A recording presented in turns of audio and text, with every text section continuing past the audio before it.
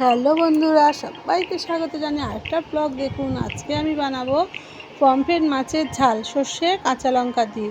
এই দেখুন, প্রথমেই তো মাছগুলো কেটে নিচ্ছি। প্রথমে মাছগুলো আমি কাটতে বসে গেলাম। কি দারুণ যে লাগে পমফ্রেট মাছ, না আমরা সবাই ভালোবাসি, সত্যি দারুণ টেস্ট। আর পমফ্রেট মাছের ঝালটা না দারুণ লাগে সর্ষে কাঁচা লঙ্কা দিয়ে। এই দেখুন, আমি মাছগুলো প্রথমে কেটে নিচ্ছি।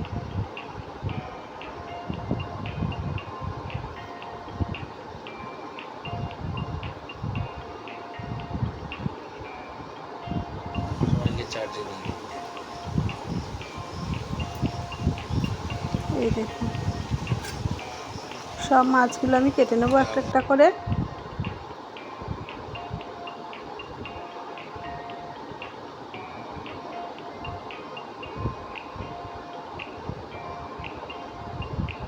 আটটা মাছ আছে, আমরা চারজন, দুটো দুটো করে সবার হবে। আর কি দারুণ যে লাগে না পমফ্রেট মাছের ঝাল, আপনারাও বাড়িতে বানিয়ে খেয়ে দেখবেন, দারুণ লাগে। দেখুন আমি কিভাবে বানাই আজকে পমফ্রেট মাছের ঝাল।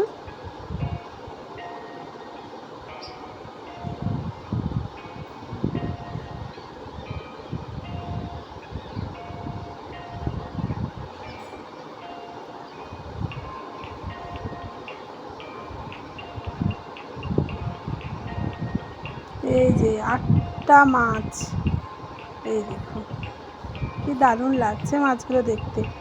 এই যে আমি প্রথমে কাঁচা লঙ্কা নিয়েছি,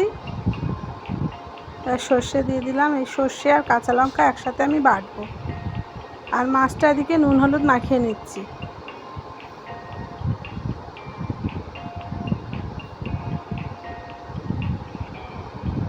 নুন হলুদ মাখিয়ে একটু রেখে দিলে না, তাহলে জলটা ঝরে গেলে তেলও কম লাগে আর এঁটেও যায় না কড়ার সাথে। দেখুন, কড়াই আমি তেল দিয়ে দিলাম। তারপরে মাছগুলো আমি ভেজে নিচ্ছি একটা একটা করে।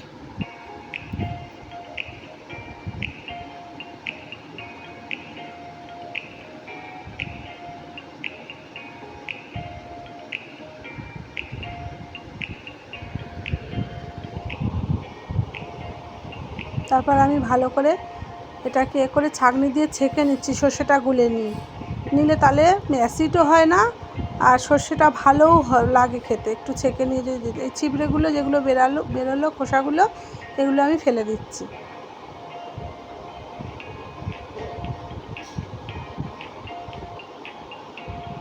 মাছটা আমি ভেজে নিচ্ছি ভালো করে।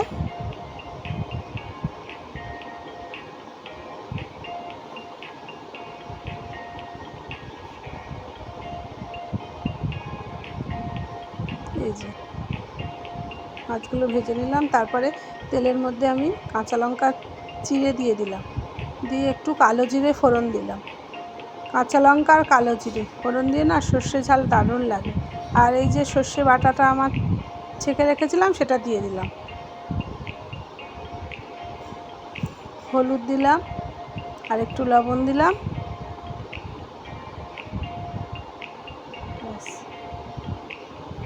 ভালো করে একটু একটু যেই ফুটে উঠলো না, তারপর মাছগুলো সব আমি দিয়ে দিলাম, পমফ্রেট মাছগুলো।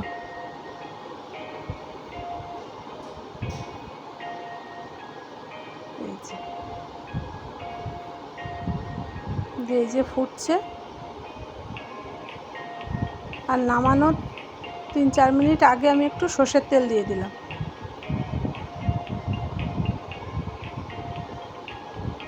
দিয়ে তারপর একটু ফুটলো, তারপর অফ করে দিলাম। এই দেখুন ঝাল কি দারুণ লাগছে না, দেখেই জিভে জল এসে যাচ্ছে। এই দেখুন পাবদা পমফ্রেট মাছের ঝাল 4টে প্লেটে তো আমি নিয়ে নিলাম। এই যে আমি আর লোভ সামলাতে পারলাম না, খেতে বসে গেছি তাড়াতাড়ি। পমফ্রেট মাছ তো আমার খুবই প্রিয়, তাই জন্য আমার মেয়েও শুরু করে দিল। দেখুন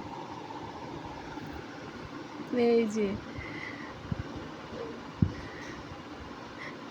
দেখেছেন, ওরও খুব ভালো লেগেছে। টাটা, সবাই ভালো থাকবেন, আবার দেখা হবে পরের ব্লগে।